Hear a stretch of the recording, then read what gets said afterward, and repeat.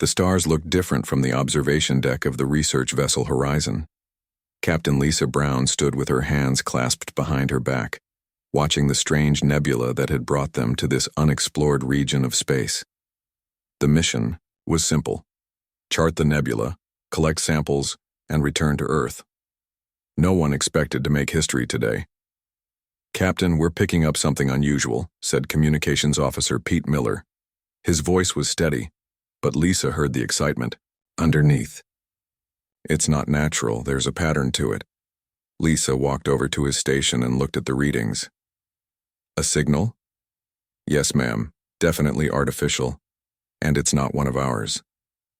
The bridge fell silent. Everyone knew what this meant. After decades of searching, humanity had finally found proof they weren't alone. "How far?" Lisa asked. "About 300,000 kilometers. Whatever it is, it's big." Chief Science Officer Jack Davis joined them at the console. "If it's broadcasting, it must want to be found." Lisa nodded. This wasn't in the mission parameters, but some decisions went beyond protocol. "Send a response. Basic mathematical sequence, universal constants. Let's see if they understand." The next 4 hours were tense as signals went back and forth. The alien vessel, they could see it now on long-range scanners, responded with its own mathematical patterns. Slowly, they built a simple language of numbers and basic concepts. "They're inviting us closer," Pete said, looking up from his station. "At least that's what I think they're saying." Lisa made her decision. "Take us in, nice and slow. All sensors recording. Let's make humanity's first impression a good one." The coy. Horizon approached the alien ship, which was unlike anything they had ever seen. It had no sharp edges, just flowing curves that reminded Lisa of underwater creatures. It was 3 times the size of their vessel and glowed with soft blue light. As they came within visual range, a new transmission arrived, this time with images. The aliens were showing themselves. "They don't look like us," Jack whispered as the images displayed on the main screen. The beings had 4 arms, silver blue skin, and large, multifaceted eyes. They moved with grace even in the recorded message. "They're beautiful," said Medical Officer Diane Wells, who had joined them on the bridge. Lisa nodded. "Send them images of us too. Let them see who we are." The exchange continued, and within 6 hours they had established enough of a common language to learn that the aliens called themselves the Vorkai, and their ship was named Eternal Harmony. They were part of something called the Interstellar Concordat, a group of spacefaring species who had been exploring the galaxy for thousands of years. "They want to dock with us," Pete said, amazed. "They're sending instructions for compatible airlock procedures. Engineering, can we make it work? Can we?" Lisa asked through the comm. Chief Engineer Ryan Cooper's voice came back immediately. "It'll take some modifications, but yes, give us 2 hours." Lisa gave the go-ahead, and the crew worked frantically to prepare for humanity's first face-to-face meeting with alien life. Everyone was nervous but focused. "Captain," said Security Chief Amanda Jones, "we should consider the risks." "I have," Lisa replied. "But if they wanted to harm us, they could have done it already. Their technology is clearly more advanced than ours. This is a chance we can't pass up." When the airlock was ready, Lisa selected a small team: herself, Jack, Diane, and Amanda. They wore no weapons, only standard uniforms and recording equipment. The airlock cycled, and the door opened to reveal 3 Vorkai standing on the other side. In person, they were even more striking, nearly 7 feet tall with graceful movements. The one in the center had elaborate markings on its skin and stepped forward. "I am Ambassador Crixtal," it said through a device on its chest that somehow translated its whistling speech into choppy English. "We welcome humans to the stars." Lisa stepped forward. "I am Captain Lisa Brown of Earth. We are honored to meet you." The meeting lasted for hours as both sides carefully shared information about their worlds. The Vorkai seemed especially interested in human biology. "Your species endures pain that would incapacitate most Concordat members," Crixtal noted, after Diane explained basic human medical care. and you recover from injuries that would be fatal to us. We evolved on a high-gravity world with many predators, Jack explained. Humans are adaptable by necessity. The conversation was interrupted by a sudden alarm from both ships. Solar flare, one of the other Vorkai said urgently. Radiation spike approaching. Lisa immediately contacted her bridge. Ryan, status. It's bad, Captain, came the reply. We detected a massive solar ejection from the nearby star. Our shields won't hold against it. We need to move away immediately. What about the eternal harmony? Lisa asked, looking at Krikstal. Our systems are not designed for such radiation, the ambassador said. Our shields are failing.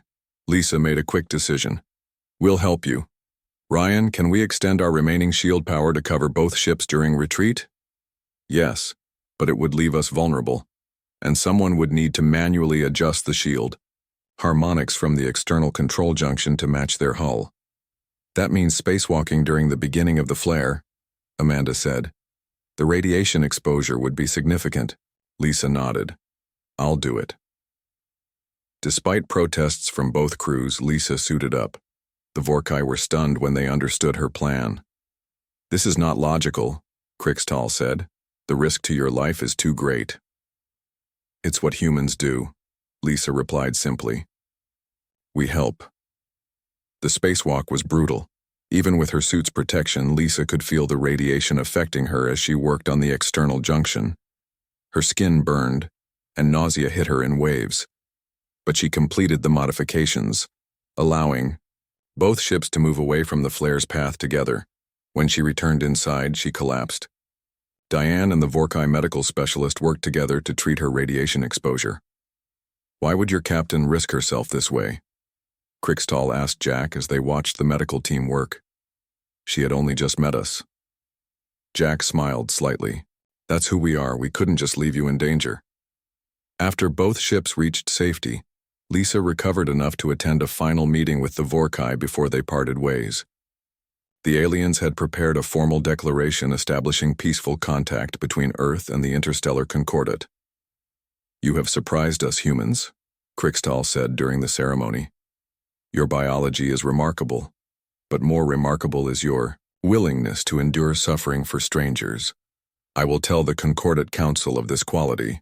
Lisa, still weak from radiation exposure but standing tall, replied, We look forward to learning from each other. This is just the beginning. As the Horizon departed for Earth, carrying news that would forever change human history, Krikstal sent one final message to the Concordate Council. These humans possess durability and determination unlike any species we've encountered. But there is something else about them that warrants careful observation. They call it compassion, and it may be more powerful than any technology we have ever known. 3 years had passed since the historic first contact between humans and the interstellar concordate. Earth had quickly established diplomatic relations with the galactic community, and several human representatives now served at the Galactic Assembly on the massive space station called Harmonious Exchange. Dr. Alan Garcia stood at the viewing window of his lab, watching the swirl of alien species in the main concourse below. As Earth's lead xenobiologist, he had spent these years studying the various alien species while they studied humans in return. He found it amusing how many species were both fascinated and disturbed by human physiology. Dr. Garcia, your presence is requested in the council chamber, said his assistant, a young woman named Kelly Foster. Her expression was serious. It's urgent. Alan nodded and followed her through the labyrinth of corridors that made up the diplomatic section of the station. Something big was happening. For the past week, rumors had spread about attacks on distant concordate outposts. The council chamber was filled with representatives from 24 species when Alan arrived. Ambassador Samantha Wells, Earth's lead diplomat, motioned for him to join her at the human delegations table. What's going on? He whispered as he sat down. The Vexcar Dominion, she replied quietly. A previously unknown species from the Outer Rim. They've attacked 3 concordate outposts in the past week. The meeting began with a somber announcement from the Concordate High Chancellor, a tall, willowy being named Zelthu. The situation is grave, Zelthu said. its voice translated through the chamber's systems. The Vexcar have disabled our communication arrays with precision strikes, then methodically destroyed our defensive systems. Our standard military protocols have proven ineffective. Holographic displays showed the destruction. Alan watched as Concordat ships were systematically disabled by smaller, faster Vexcar vessels that seemed to anticipate every defensive maneuver. "They know our tactics," said Military Commander Brelvak, a stocky reptilian being. "They exploit the logical progressions of our defensive doctrine." Samantha stood up. "If I may suggest, perhaps what's needed is something less predictable. Earth's military history includes many examples of unconventional strategies that succeeded against superior forces." The chamber grew quiet. Many council members shifted uncomfortably. "Your species' approach to conflict is concerning," said Brelvak. "We have reviewed your historical military tactics. They are often barbaric and unnecessarily risky. But effective," said Lieutenant John Kelly, a former Marine serving as Earth's military attaché. "Sometimes the unexpected works precisely because it seems irrational to the enemy." The council dismissed their suggestions, voting instead to increase conventional defenses at key Concordat locations. Alan noticed the frustration on John and Samantha's faces as they left the chamber. "They don't understand how humans think," John said as they walked back toward the human section. "The Concordat has had peace so long they've forgotten how to fight adaptively."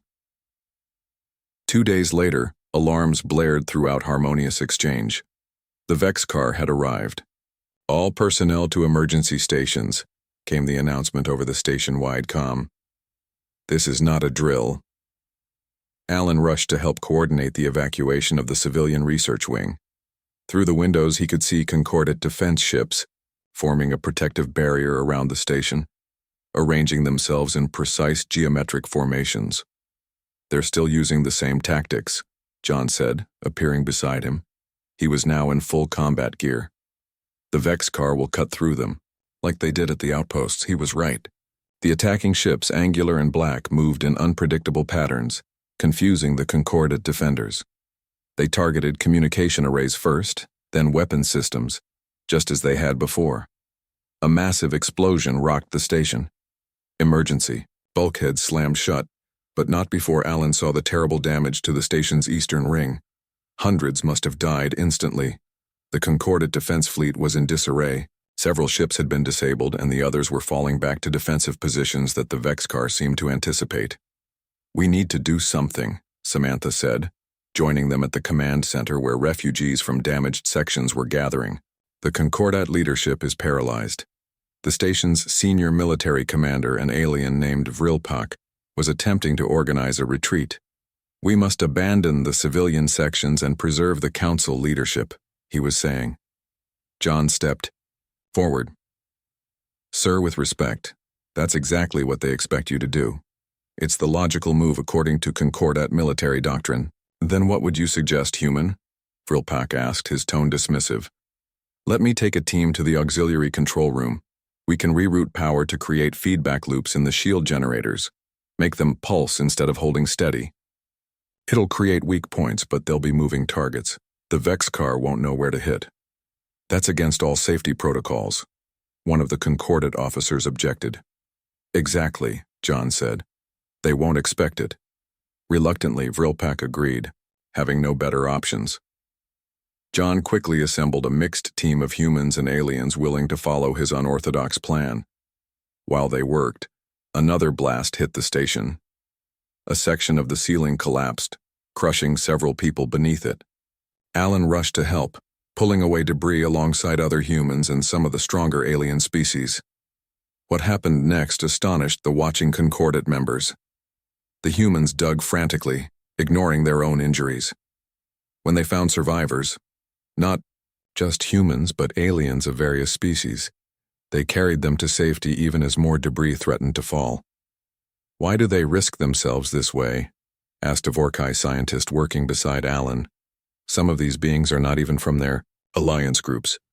"It doesn't matter," Alan replied, wincing as he lifted a heavy beam. "They need help. That's enough." Meanwhile, John's plan was working.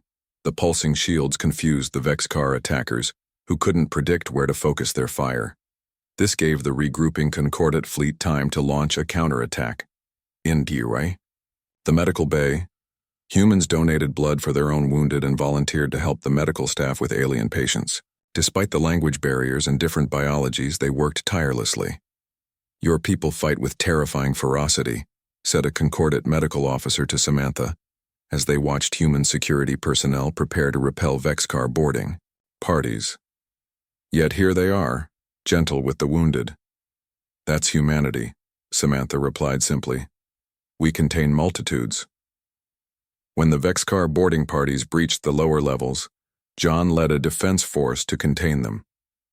The aliens fought with cold precision, but the humans fought with passionate intensity that shocked both their allies and enemies. A human security officer named Greg Patel was recorded on station cameras standing his ground against 3 Vexcar warriors, protecting a group of civilian aliens trapped behind him. Though badly wounded, he held position until help arrived. By the time reinforcements reached the station 12 hours later, the humans had helped organize an effective defense that had saved thousands of lives. The Vexcar retreated, but everyone knew they would return. In the aftermath, as the station's survivors gathered in the main concourse, Vrilpak approached the human delegation. "Your methods are unorthodox and dangerous," he said, "but they are also effective. Perhaps," he hesitated, "perhaps the Concordat has something to learn from humanity after all." Samantha looked at the devastation around them, at humans and aliens working side by side to treat the wounded and repair what they could. "We all have something to learn from each other," she said, "and we'll need all of it to face what's coming." The war with the Vexcar had turned serious. In the months following the attack on Harmonious Exchange, the aggressive aliens had seized control of 3 resource-rich star systems. They enslaved the local populations and built strong defenses around their new territories. Earth's governing council met in an emergency session and voted to fully join the Concordat as allies in the conflict. Even though humans were the newest and least advanced members of the galactic community, they committed their military resources to the fight. Admiral Kate Summers stood on the bridge of the Defiant, Earth's newest battleship. Around her ship, a mixed fleet of human and Concordat vessels prepared to attack the Vexcar forces occupying the Teloni system. The peaceful Eridani species who lived there were suffering under Vexcar control. "All ships report ready, Admiral," said her first officer, Commander Frank Ellis. Kate nodded. "Signal the fleet. Operation Liberation begins in 5 minutes." The Concordat fleet commander, Admiral Zexnar, appeared on the main view screen. "Admiral Summers, I must once again express concern about your battle plan. The risk factors exceed acceptable parameters." Kate had spent hours trying to explain human battle tactics to her alien counterpart. "With respect, Admiral, conventional approaches have failed against the Vexcar. They anticipate your logical progressions. We need to be unpredictable." The alien's face showed what Kate had learned was the Concordat equivalent of a frown. "Deliberately, taking damage to create attack opportunities violates all established doctrine. Sometimes you have to take a hit to land a bigger one," Kate replied. "My people are prepared for this. Trust us." The attack began with a feint, something the Concordat military had rarely used. While most of the fleet engaged the Vexcar defenses head-on, drawing their attention and fire, 3 human ships and 2 fast Concordat cruisers slipped around to attack from behind. Kate watched as the battle unfolded. The human ships fought differently than their allies.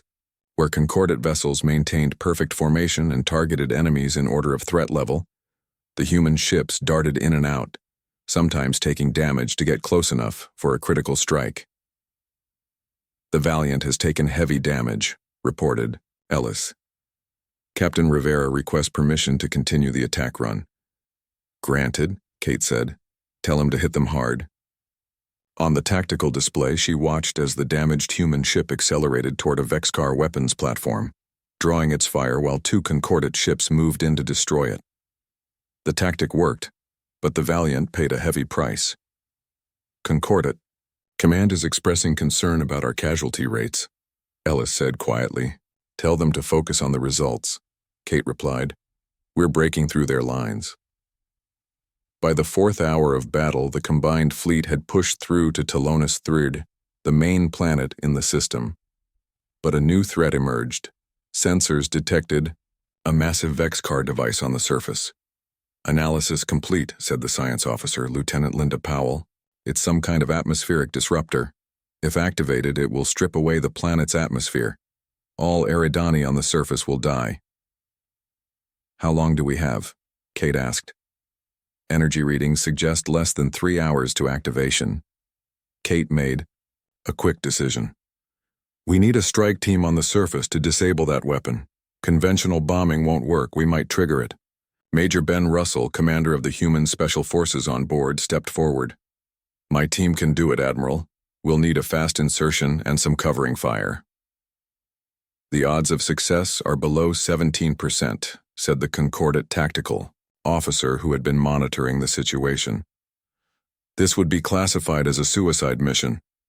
Ben smiled grimly. We've heard that before. We'll make it work. Within 30 minutes, Ben's team had launched toward the surface in stealth drop pods. Kate ordered the fleet to intensify their attacks on the Vexcar orbital defenses, drawing attention away from the insertion team. On the planet's surface, Ben led his team of 12 through the ruins of what had once been an Eridani city.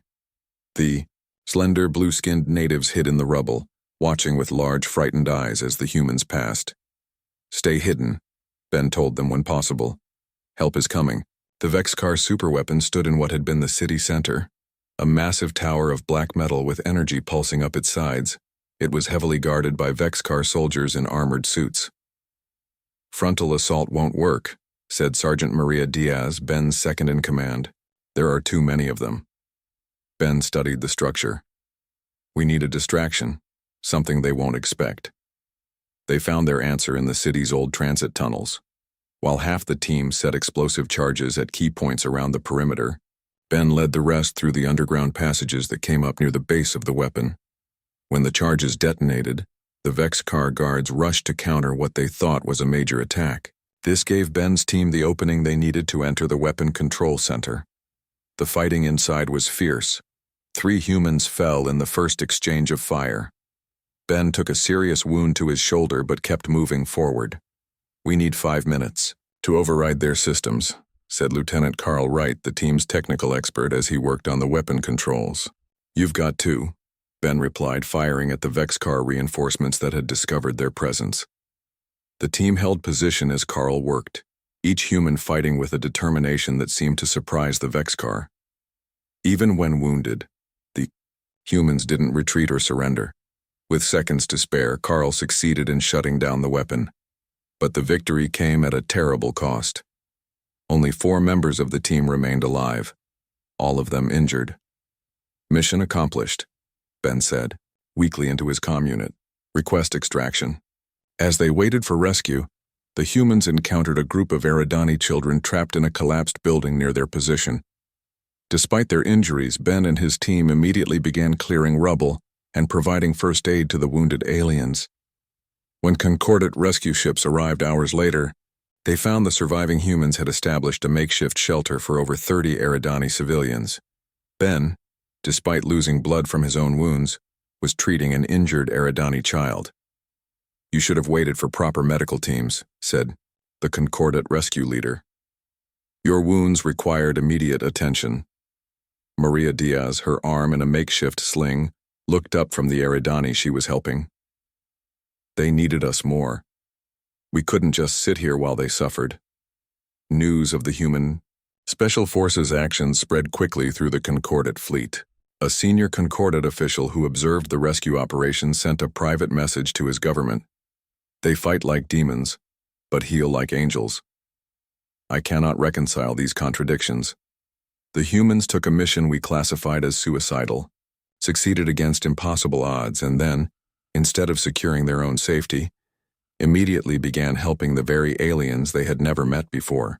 Their capacity for both violence and compassion exceeds anything in our understanding. As the fleet secured the Talonis system, stories about the human paradox spread throughout the Concordat. tales of beings capable of both incredible destruction and profound kindness. Some found it disturbing, but many others began to see that humanity brought something new and powerful to the galactic community. Admiral Kate Summers received the report of the mission's success while coordinating the fleet's next moves. She paused only briefly to honor the fallen before continuing her work.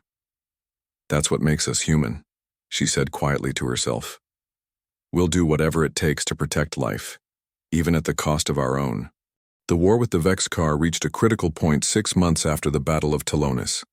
The enemy had changed their tactics. Instead of fighting for territory, they began targeting specific concordate species. Their newest and most terrible attack was against the Lorians, a species with powerful telepathic abilities but physically fragile bodies. Dr. Olivia Martinez stepped off the transport ship onto the Lorian homeworld. The air smelled sweet, like flowers and spice, but the beauty of the world couldn't hide the suffering all around her. Lorians lay in makeshift medical tents, their slender bodies shaking, their normally melodic voices crying out in pain. "It's worse than we thought," said Captain Rick Foster, who commanded the medical support vessel Mercy that had brought Olivia and her team. "The Vexcar biological weapon is spreading fast." Olivia nodded grimly. As Earth's leading expert on alien neurology, she had been sent to help find a cure. The Vexcar had created a virus that attacked the Lorians' telepathic centers, turning their powerful minds against themselves. The victims experienced endless telepathic feedback loops that caused extreme pain and eventually death. "Take me to the research center," Olivia said. The Lorian scientists had set up a lab in what had once been a school. Inside, several concordate species worked alongside a few humans, studying samples and running tests. A tall, willowy Lorian with silver markings approached them. "Dr. Martinez, I am Chief Researcher Neriel," he said. His voice was strained, and Olivia could see he was fighting the effects of the virus. "We are grateful for your help, though I fear it may be too late for many of us." "I need to understand exactly how the virus affects your neural pathways," Olivia said. "Can you show me your findings so far?" For the next few hours, Olivia studied the Lorian research. The virus was cleverly designed. It turned the Lorians' telepathic abilities into a weapon against themselves, creating feedback loops that grew stronger as more Lorians became infected. Olivia worked through the night, examining brain scans and comparing Lorian neural patterns to human ones. Around dawn, she noticed something surprising. "Look at this," she said to Rick, who had stayed to help. "Human neural patterns are similar enough to Lorian ones in certain areas, but different enough in others." Rick looked at the scans. "What does that mean?" "It means," Olivia said slowly, "that human minds might be able to act as buffers or shields. If we could connect human volunteers to the Lorian telepathic network, we might be able to block the feedback loops long enough to develop a cure." When Olivia presented her theory to the Concordant Medical Council, they were shocked.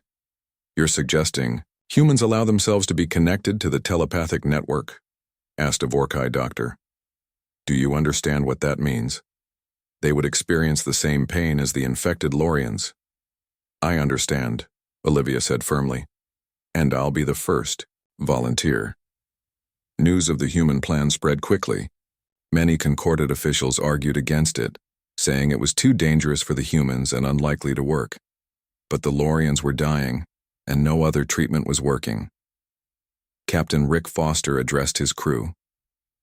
"This is strictly voluntary. The process will be painful, and we don't know if there will be lasting effects. No one will think less of you if you choose not to participate." To the surprise of the Concordat observers, every single human on the Mercy volunteered. More humans arrived from other ships in the fleet as word spread. The connection process was difficult. Lorian telepathy normally required physical touch and mental training, but the humans had neither. Special devices were created to help bridge the gap. Olivia went first. When the device activated, she screamed.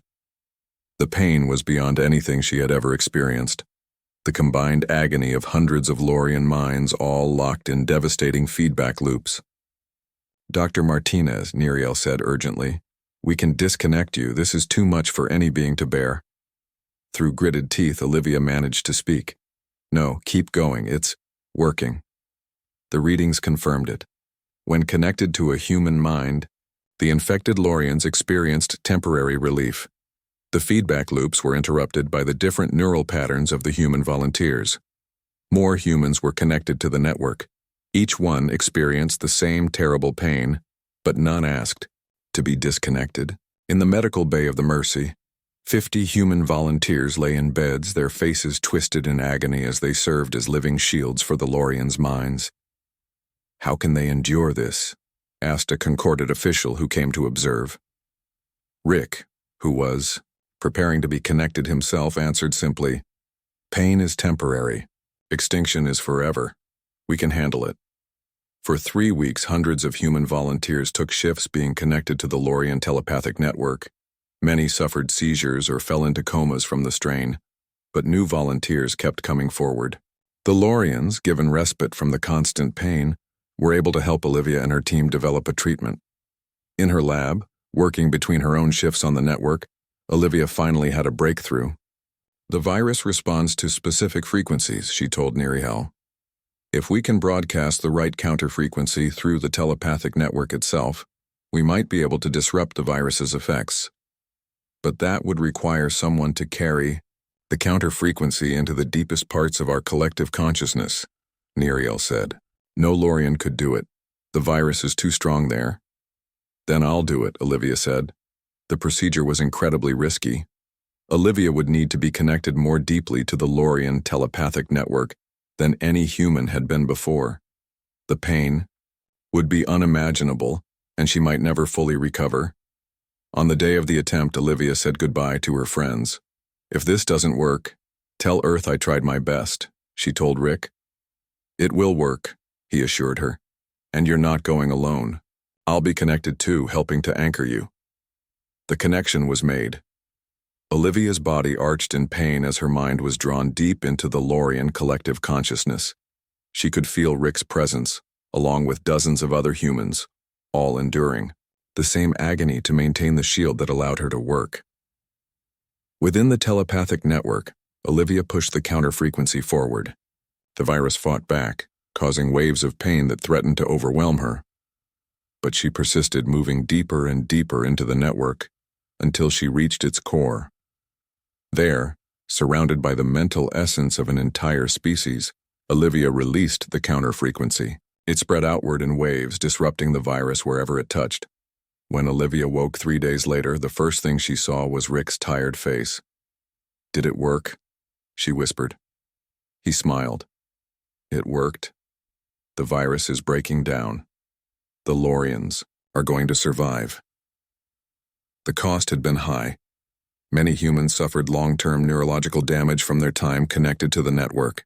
Olivia herself would experience migraines and occasional sensory overloads for the rest of her life. But something unexpected happened in the aftermath. The Lorians, now recovering, formed a deep bond with the humans who had sacrificed so much for them.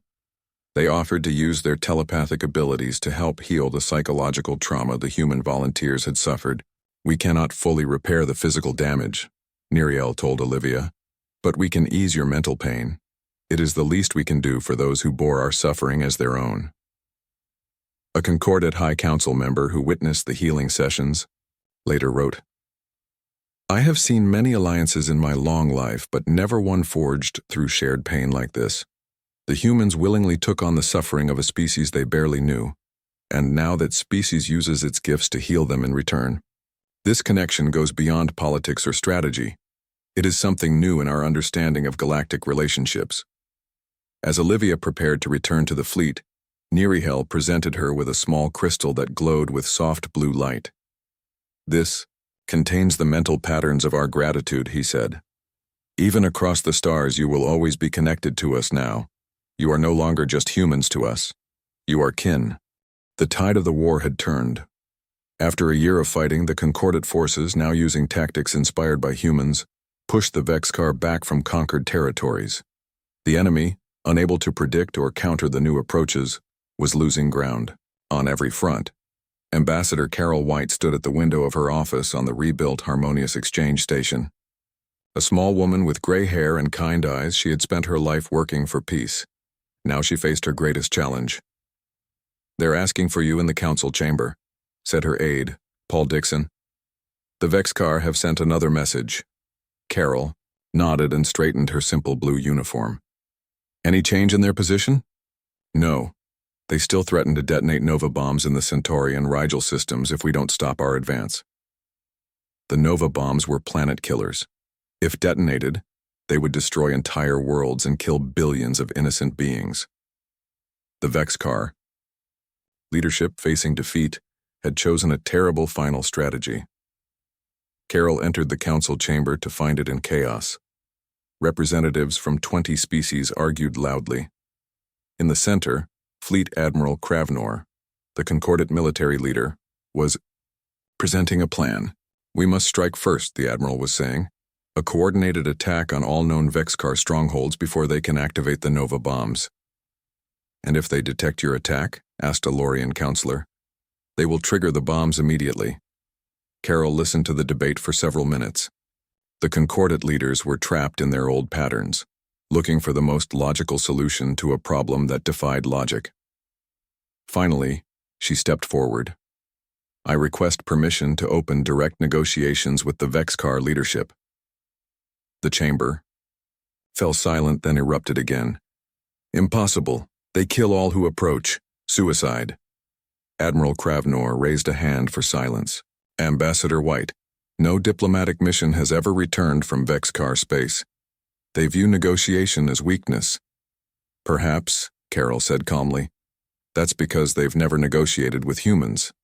Despite strong objections, Carol's plan was approved, not because the council thought it would work, but because they had no better options. A small, fast ship would take Carol and a team of human diplomats and scientists to the edge of Vexcar territory under a flag of truce. Before she left, Dr. Alan Garcia, who had spent the war studying captured Vexcar technology and biological samples, shared a surprising discovery.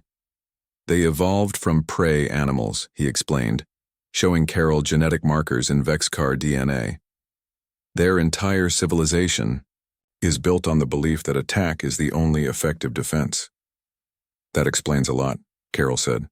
"Their aggression comes from fear." The journey to the meeting point took 3 tense days. When they arrived, a massive Vexcar battleship was waiting. Carol's message requesting face-to-face talks was met with suspicious acceptance. The meeting took place on a neutral space station. Carol led her team of 5 humans into a large, dimly lit room where 7 Vexcar representatives waited. They were tall, with gray skin and 4 yellow eyes set in faces that reminded Carol of Earth's ancient predators. "I am High Commander Krell," said the largest Vexcar. "You have one opportunity to present terms of surrender before we activate our Nova bombs." Carol stepped forward, unafraid. "We are not here to surrender, High Commander, nor are we here to demand your surrender." The Vexcar leaders shifted uneasily. This wasn't following their expected pattern. "Then why have you come?" Krell demanded. "To understand," Carol replied simply, "and to offer a different way forward." Over the next several hours, Carol did something no Concordat diplomat had ever done. She listened to the Vexcar. She asked about their history, their fears, their needs. Her team showed no hostility, only genuine interest. The Vexcar, prepared for threats or pleas, didn't know how to respond to this approach. Slowly, they began to explain their perspective. Their species had evolved on a harsh world where they had been prey for larger predators. They had survived by developing technology and using preemptive strikes against threats. "We attacked the Concordat because their expansion threatened our security," Krell explained. "Their logical, predictable nature made them dangerous. We could see exactly how they would eventually surround and contain us." Carol nodded. "And now you threaten to use Nova bombs because you see no path to survival if you lose this war." "Exactly. The Concordat does not permit defeated enemies to retain independence. We would rather die fighting than live enslaved." Here was the key misunderstanding. Carol explained that the Concordat had never planned to conquer Vexcar space. They had simply been responding to the initial attacks. The Vexcar's preemptive strike had created the very conflict they feared. "What guarantee do we have that peace is possible?" Krell asked. "The Concordat now sees us as monsters." This was the moment Carol had been waiting for. Instead of demanding surrender, she offered the Vexcar membership in a reformed Concordat with security guarantees and cultural autonomy. "Humanity joined the Concordat as equals, not subjects," she said. "We propose the same opportunity for your people." The Vexcar leaders were stunned. Their military doctrine had no protocol for responding to an enemy that offered genuine peace. For the first time in the meeting, they were completely silent. "This is a trick," one of them finally said. "No species would offer terms this generous to an enemy that threatened genocide." "Humans would," Carol replied. "Because we understand fear. Our own history is full of conflicts born from misunderstanding and preemptive strikes. We've learned that true strength comes not from destroying your enemy, but from turning them into an ally." After days of tense negotiations, a fragile truce formed. The Vexcar agreed to disarm their Nova bombs under human supervision. In return, humans would work with both the Concordat and the Vexcar to forge a new understanding between the former enemies. When Carol returned to harmonious exchange with the peace agreement, many Concordat members were outraged. They had expected the Vexcar to be punished, not welcomed. "They killed millions," protested one representative. "How can we offer them membership after what they've done?" Carol faced the angry council calmly. "Because peace that comes from understanding lasts longer than peace that comes from victory." The Vexcar acted out of fear, not hatred. They deserved the chance to build a different future, just as humanity did after our own violent conflicts. The debate continued for weeks, but the human position gradually gained support, especially from the Lorians, who understood better than most the power of connection and empathy. Finally, a historic session of the Galactic Assembly convened. The newly elected Concordat High Chancellor, a Lorian named Vashira, formally recognized humanity's unique contribution to galactic society. "We thought ourselves advanced because we had moved beyond conflict, but in doing so, we lost the strength to face it when it found us again. Humans have taught us that true civilization is not the absence of the capacity for violence. It is possessing that capacity, but choosing compassion instead. They are the most dangerous species we have ever encountered, not because they are unstoppable in battle, but because their unreasonable, illogical compassion makes them impossible to defeat. For how can one triumph over an enemy who will fight to the death to protect you, who will suffer to ease your pain, who will extend a hand in friendship even after you have struck them? Today we do not merely welcome humans to the stars. We acknowledge that perhaps they are what we all should aspire to become." As Carol listened to these words, she thought of all the humans who had fought and died in this war. They had shown both incredible strength and remarkable kindness. They had been willing to sacrifice everything, not just for their own people, but for species they had only recently met. That, she believed, was humanity's true gift to the stars, not their technology or their tactics, but their hearts, big enough to embrace the unknown, brave enough to forgive enemies, and strong enough to endure suffering for the sake of others. And as representatives from across the galaxy, including the Vexcar, stood together in that chamber, Carol knew that gift would continue to change the universe in ways no one could predict.